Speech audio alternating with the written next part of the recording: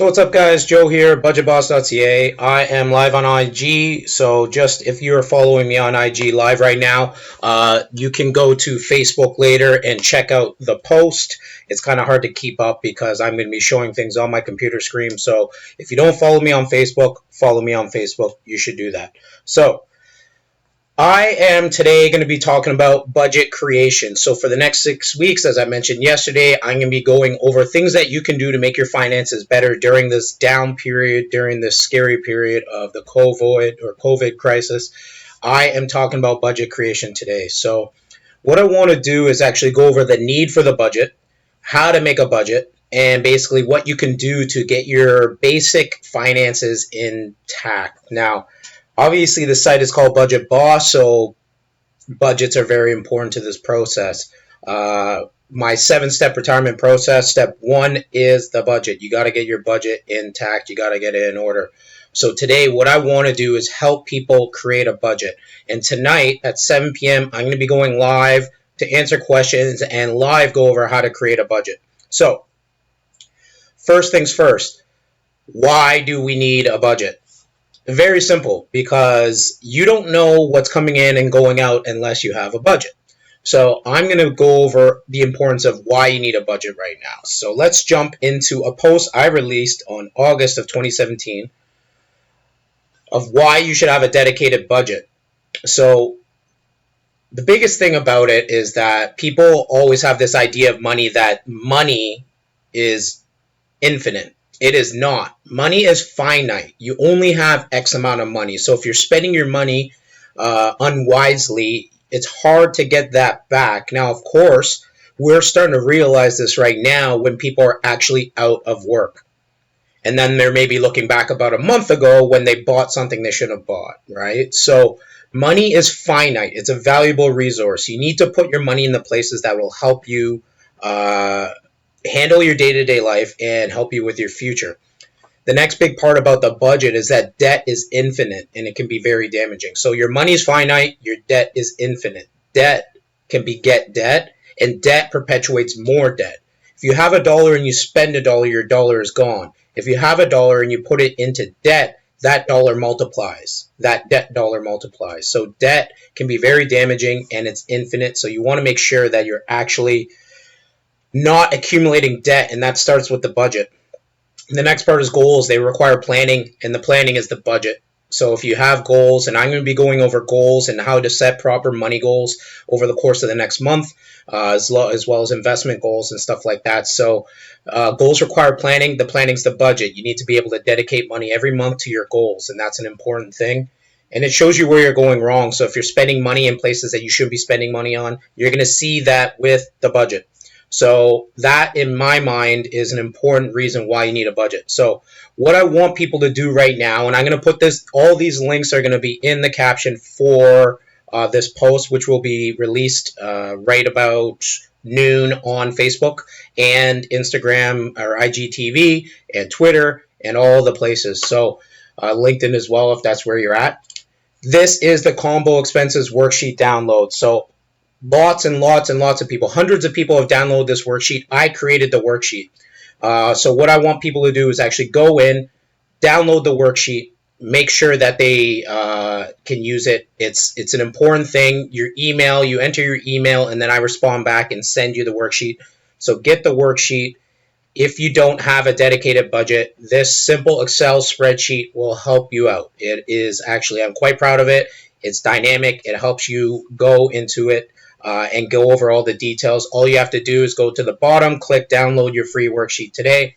Bing, bang, boom. I respond. You get your worksheet. So if you're looking at how to do this, I will show you live tonight on Instagram and on Facebook how to create your budget. But you got to download the worksheet first. So I'll help you do that. And believe me, I bet you have time right now to do it because chances are you got lots of time to do it. So sorry, just needed some coffee. Okay, so let's jump right into it. The one thing I want people to understand is you need to understand when bills are coming out. Now me, that time, and if we go look at my calendar right now, that time is right about now. So that's hard to see because it's too bright. So let me adjust that. I don't know how to do that. So basically right around the 20th of the month, the 15th to the 25th of the month, all my bills come in. Everything comes in that's due either the 1st or mid-month next month. So I have bills that are coming right now that are due, say, the 10th of April. I have bills that came in on the 15th that were due on the 1st of April, or the 28th of March, or the 30th of March, or whatnot, right? So you got to figure out when these are coming in. And in my idea, what you want to do is have these all come in around the same week. And I call that bill week. Right now it's bill week for me, so now you start to see the bank account go, it all just disappears. So what you want to do is make sure you're ready for bill week. So first of all, understand when. That's the when. And you should be addressing this on a monthly basis, and honestly, you should be checking this out on a weekly basis. So let's just jump right into basic budget creation. So for me, creating a budget, super important. What you want to do is you want to know your income. So get out a pen and paper if you can actually do that right now. Understand what you make. And yes, your income is after tax money, not before tax money. That's the government's money. That's not your money. Don't act like it's your money. When people say, oh, I make 80K a year. No, you don't. You make 60K a year. The government gets their 20. You get your 60. That's how it works. So after tax money is important because you're not going to count money that you don't have. The next thing is know your expenses. So you have to know your expenses, what's coming out on a regular basis. And this is one people have trouble with. People have money coming out of all sorts of places, all sorts of weird subscriptions, all sorts of weird crap. You want to make sure that you know your expenses. Once you know your income and you know your expenses, you'll know your break-even number. And this is the number you need to make every month to break even. And I'm not talking about breaking even with going to the bar or talking about breaking even with Netflix or breaking even with food. I'm talking about the essentials such as housing, utilities, obviously internet and phone. That's an essential these days. You can't live without it. Automobile, if you need one to get to work and stuff like that. And obviously food. I said food a second ago, but I meant restaurants. I meant going out for food. Food to keep you alive. That's what's important. So you need to know your break-even number. And that is actually going to tell you what is going on in your life, what you need to make, and that'll actually tell you a lot. It'll tell you what you need to do what you need to make every month to actually just get by. And then you got to find the flexibilities in your budget. So things that you can narrow down, get rid of that are important, things that you can save on, stuff like that. So I'm going to jump right into the actual budget right now. So this is the budget worksheet, and I am going to make it bigger so we can see that a little bit better. Does that help? We'll make it 150%. There we go. I'm in the bottom corner. You can see me and you can see the budget. Hello, everyone on live IGTV. I'm going over budget creation right now. So this is the combo expenses worksheet. There's two parts of it. The first part is monthly finances. Now, this is the basics. This is what you need every month to live, to get by. The next one is the variable spending, and I'm going to go deeper into that tomorrow when we're talking about getting rid of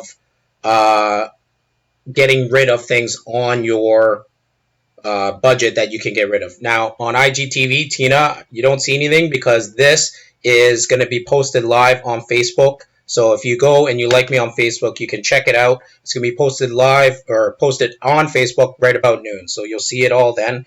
And I'm actually going to be going live tonight on Instagram and Facebook to show you how to create the budget. So let's go through it right now. First, you need to put your income, but I want to start with the expenses first. So I'm going to go over my expenses, and I know all these down to a T, so I will show you. My rent is $1,226 a month. Lovely downtown London, Ontario, $1,226 a month. I do not own my home. I rent an apartment in downtown London, so for me, I don't have property tax. But if you have property tax, put that in. My cell phone is $90 a month with Bell. Yeah, Bell. Sorry.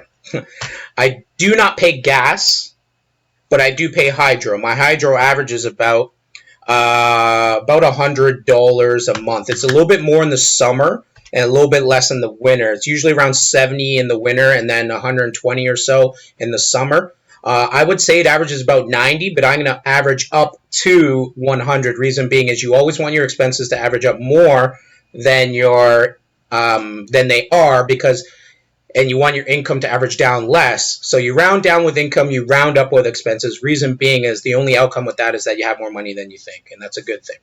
So I put 100 for hydro. Summertime a bit more because of air conditioning. Wintertime a bit less because I don't pay for heating. So I do not pay for gas. I do pay for internet and television. Too much in my opinion, but I like my cable TV. Again, chirp me all you want. I like turning on my TV right now. I have one going right here with the business news channel on it. Yes, I will probably get rid of that one day. My apologies, but I'll do it.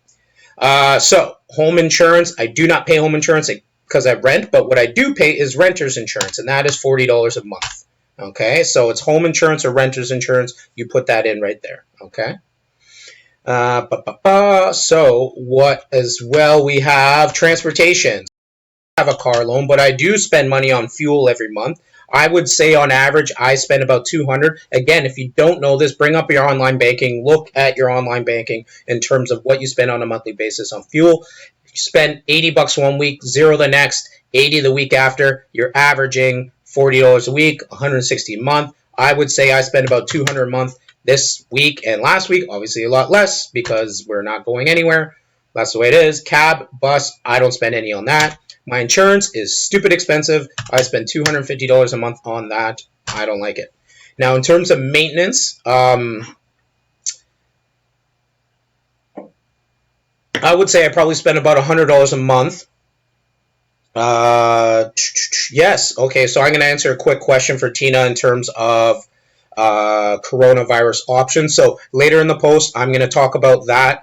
You can go to my Facebook page. I've shared a lot of things about coronavirus options for people who've been laid off work.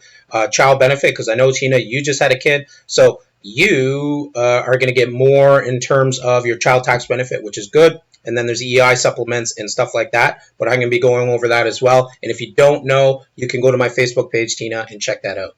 So let's get back to budget. I'm going to say actually $100 a month I spend on maintenance for my car, because in the springtime and in the fall, I also I get tune-ups and oil changes and change the tires and stuff like that. So let's go back to debt repayment. Joe has no debt. Now, here's the issue. If you do have debt, don't put in the actual amount of your debt. See you later, Tina. Peace. Don't put in the actual amount of your debt. What you want to put in is your minimum payment. So if you owe $5,000 on a credit card and your minimum payment is $150, put $150. This is the amount you have to pay every month. And the reason being is that if you put in the amount, the total amount, it skews your whole thing. Put in the minimum payment, because when we're talking about debt repayment, that's a different subject. This is what you have to pay to keep yourself going. Okay, so put in debts, student loans, personal loans, lines of credit. Childcare, that's a big one. Obviously, it's a very expensive thing.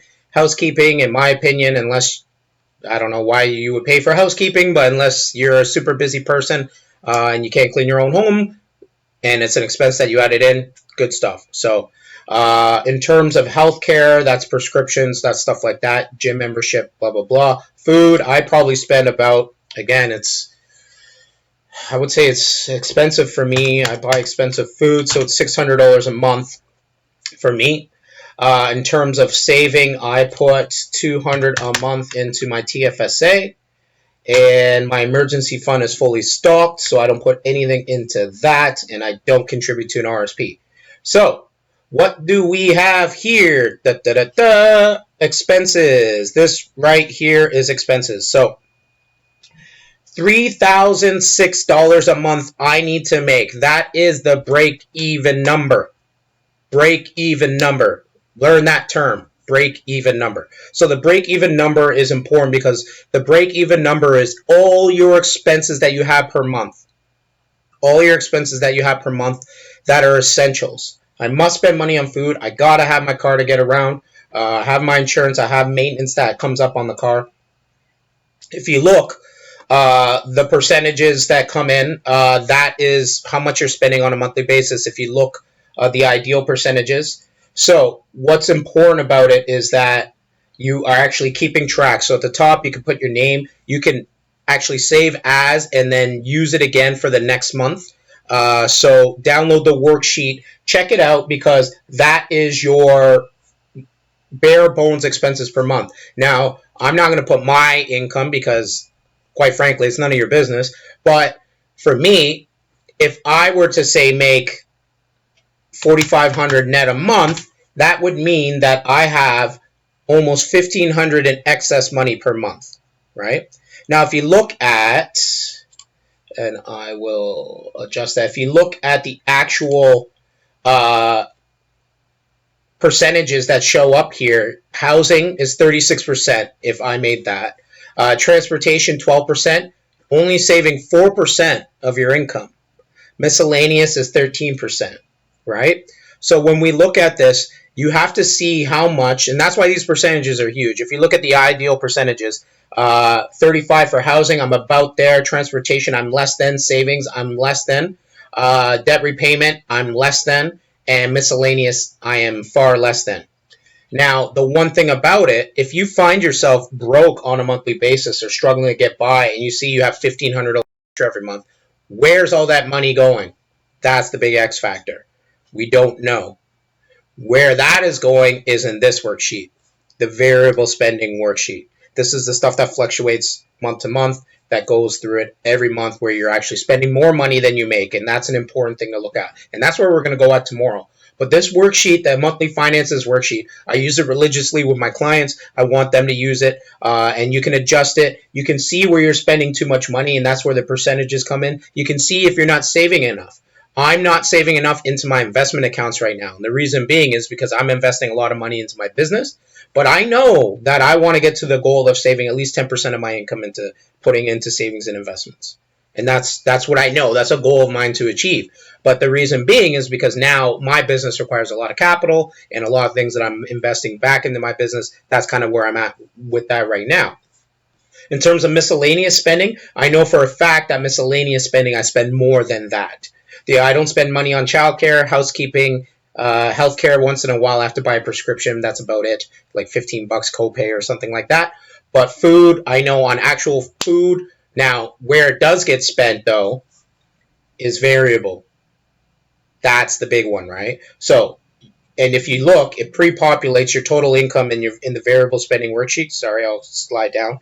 Pre-populates your total income and your expenses grand total, and then your variable expenses. So, yeah, you'll see at the bottom there. When we go through this tomorrow, you're going to see exactly where you're spending money and blowing money. So this is the monthly finances worksheet. Now, when you look at this, it's not that difficult to make a budget, is it? Not at all. Why do we make a budget? Because it provides clarity to what we're doing. Now, where is the clarity? It's really right here in the income, expenses, and total part. The grand totals, those are the eye openers. How much money you make versus how much money you need to spend versus how much money you have left over. If you're just getting by, you know you're spending too much money on variable expenses. Now, look at it this way. If my income was, say,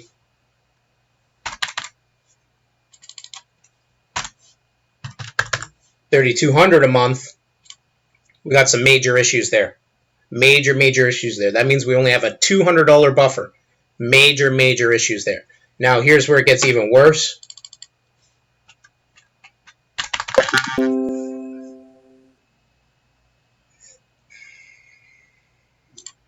Sorry about that. I forgot to turn the sound on for that. Off for that. So I'll put, so if my income was $2,800 a month, you'll see that I'm negative $200 a month, and that's where the eye opener is. So what we need to do at that point is trim down our expenses, or actually amp up our income, or a combination of both, to be totally honest, right? So that's the major issue with it. So I want people to download this worksheet. If you look at it, I'm going to attach these posts to it. This is what kind of budgeter are you? I talk about different types of people and different types of budgets that they use. So for me, I have, Seinfeld's a big thing for me. So I use Seinfeld references with this, talking about people who don't think about their budget on a monthly basis, who don't think about stuff like that. And I talk about people who are prudent with their budget, so check that out. I'm going to tag that in, and I explain which type of budgeter I am in terms of that. The big big post for me is how to retire relevant. Step one, that is the budget. And I'm going to tag this in that. This is a 3,000 word post talking about why a budget is so important to your retirement. And that's something that I help people do on a regular basis, plan out their retirements. And you must focus on a budget if you're planning on retirement. It's a lifelong journey. It's a lifelong thing that you're going to have to do. So check out that post. And then tomorrow, what we're getting into is 50 budget hacks. Now, I shared this yesterday. I'm going to share it again today. Go over the 50 budget hacks that can help you with your trimming down your budget at this time, because what we're going through right now is actually a situation where you're going to have to get rid of things that are just costing too much for you. They're too expensive, and they're taking away from your monthly budget. Now, if you've lost your job, this is a fact. Even if you haven't lost your job, the economy is going to slow down quite a bit until we get through this. So you want to make sure that you're eliminating things that are unnecessary. So that's an important thing. I'm going to repost this, and then we're going to delve into this a little bit more tomorrow. Okay? Next, I want you guys to make sure that and this is where Tina here on Instagram wanted to talk about the relief effort that Canada's providing economic response plan. Go to my Facebook page, like me on Facebook, Budget Boss on Facebook, and then you'll see I have this tagged everywhere. Canada's Economic Response Plan. If you haven't applied for EI, apply for EI if you've lost your job. Mothers or parents, mothers and fathers, parents, child givers or child caretakers are actually going to get more money for their child tax benefit. The new tax deadline is June 1st. There's lots of things for lots of people, and we need to make sure that if you are eligible for these benefits, apply for these benefits, okay? I want to make sure of that. Also, I want to make sure that you are following me on all the socials. So you can follow me on IG. This is me on IG, so it's at Joe Budget Boss. I am on Twitter as well. You can find me on Facebook as well. This is the Budget Boss Facebook page, and that's probably the best place you could go to see everything, because I'll actually have all the links to everything you want to see there. And I'm tagging every day. I'm going to be tagging or pinning to the top of the Facebook page the latest post in terms of the COVID campaign for financial awareness. So I want you guys to check that out. And one last thing I want to talk about. The markets are up today, so one quick thing that I want to mention about that, and let's make this a little bit bigger.